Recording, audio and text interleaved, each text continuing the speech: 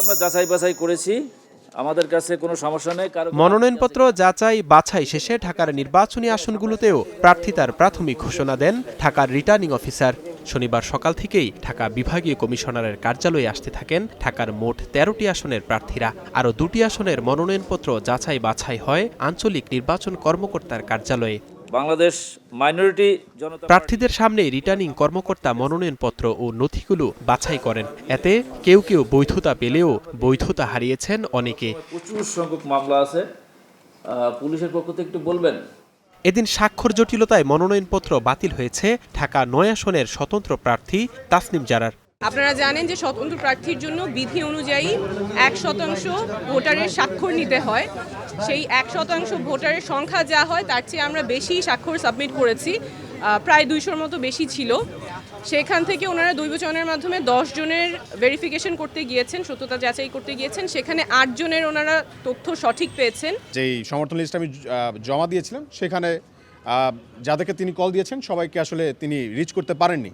তো okay fine, আমরা আসলে যাতে রিচ করতে পারে সেইভাবে আমরা আপিল করার মাধ্যমে আবার পুনরায় আমরা আমাদের যে মনোনয়ন জমা দিয়েছি সেটা আবার রিভিউ করার জন্য আমরা ওই প্রস্তুতি নিতে যাচ্ছি। ঢাকা ৮ আসনে নাসির উদ্দিন পাটোয়ারি সহ মনোনয়নপত্র বৈধ ঘোষণা করা হয় বিএনপি নেতা মির্জা আব্বাসেরও। শাপলা কলিক প্রতীকে নাসির উদ্দিন পাটোয়ারি ঢাকা ৮-এর জন্য যে মনোনয়ন দাখিল করেছিলেন তা অ্যাকসেপ্টেড হয়েছে। আমরা আল্লাহর দরবারে শুকরিয়া আদায় করি। ইলেকশনের তফসিল দেওয়ার পরে আমরা নির্বাচন কমিশনকে বাংলাদেশে আর দেখতে পাচ্ছি না। চিফ ইলেকশন কমিশনার থেকে শুরু করে বিভিন্ন জায়গায় বাংলাদেশের বড় ধরনের শোডাউন হচ্ছে পলিটিক্যাল পার্টিগুলো।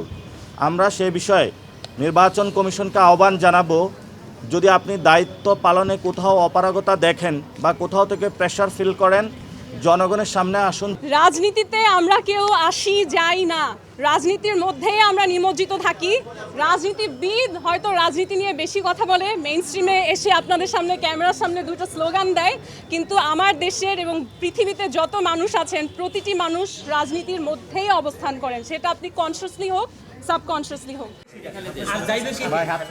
ঢাকা ৬ আসনে বিএনপি মনোনীত প্রার্থী ইশরাক হোসেন সহ ৭ জনের মধ্যে ৫ জনের মনোনয়নপত্র বৈধ ঘোষণা করা হয়।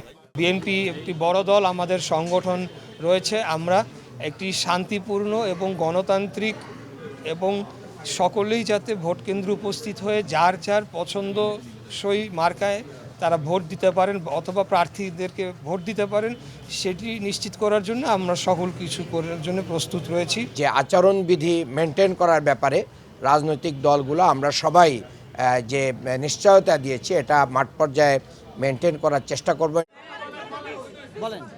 ঢাকা ১৭তে বিএনপির প্রার্থী দলটির ভারপ্রাপ্ত চেয়ারম্যান তারেক রহমান সহ তার প্রতিদ্বন্দ্বী জামায়াত প্রার্থীও মনোনয়নের বৈধতা পেয়েছেন। আমার যে ব্যক্তিগত যে রিপোর্ট আছে, আমার যে ব্যক্তিগত প্রোফাইল, আমি পার্সোনালি কোনো ব্যক্তিগত চ্যালেঞ্জ এটাকে মনে করি না, এবং এই এলাকার জনগণ আমি যেটা দেখেছি আমাকে বিপুল ভোটে জয় করবে ইনশাআল্লাহ।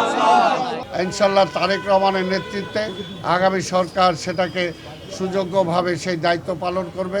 আমরা দেশবাসীর কাছে দোয়াও চাই এবং ভোটও চাই। সরকারি বা বেসরকারিকে আর্থিক ঢাকা ১৫ আসনে জামায়াত আমির ও বিএনপি মনোনীত প্রার্থীর মনোনয়নপত্র বৈধ ঘোষণা করা হয়। বাংলাদেশ জামায়াত ইসলামী মনোনীত প্রার্থী মোহাম্মদ শফিকুর রহমানের মনোনয়নপত্রটি হাউজের কোনো আপত্তি না থাকায় সংশ্লিষ্ট কোনো সংস্থার পক্ষ থেকে কোনো অভিযোগ উত্থাপিত না হয় এবং রিটার্নিং অফিসারের কর্তৃক মনোনয়নপত্রের যাচাই বাছাইয়ে সঠিক পর্যালোচনায় সঠিক প্রতিমন হয়, এটিকে বৈধ হিসাবে গ্রহণ করা হলো। ঢাকা ১৩ আসনে ১১ জন প্রার্থীর মধ্যে বিএনপি প্রার্থী ববি হাজ্জাজ ও খেলাফত মজলিসের মামুনুল হক সহ ৬ জনের মনোনয়নপত্র বৈধ ঘোষণা করেন রিটার্নিং কর্মকর্তা। অনেকগুলো পরীক্ষা এখনো নির্বাচন কমিশন এবং অন্তর্বর্তীকালীন সরকারের পাশ করা বাকি আছে। আমরা আশা রাখছি তারা পাশ করবেন। পাশ করবার জন্য যতখানি সহযোগিতা আমাদের তরফ থেকে দরকার, বিএনপি রাজনৈতিক দল থেকে দরকার, সব জায়গা থেকে আমরা তাদের পাশে থাকবো, তাদের জন্য কাজ করব। আশা করছি যে নির্বাচনটা উৎসবমুখর পরিবেশে সকলের সম্মিলিত অংশগ্রহণ, একটি ফ্রি এবং ফেয়ার ইলেকশন হবে। যাচাই বাছাই শেষে রিটার্নিং কর্মকর্তা জানান ১৭৪টি মনোনয়নের মধ্যে ১১৯টি বৈধ হয়েছে। মনোনয়নপত্র জমা দিয়েছিলেন ১৭৪ জনে। আজকে বাছাই শেষে 119টি মনোনয়ন বৈধ বিবেচিত হয়েছে, 54টি মনোনয়নপত্র বাতিল হয়েছে, একটি মনোনয়নপত্র স্থগিত আছে। উনি সময় চেয়েছেন, এটা স্থগিত আছে। মনোনয়নপত্র বাতিল হওয়া প্রার্থীরা 5 থেকে 9 জানুয়ারির মধ্যে নির্বাচন কমিশনে আপিলের সুযোগ পাবেন। Zisan Ahmed, star news, Dhaka.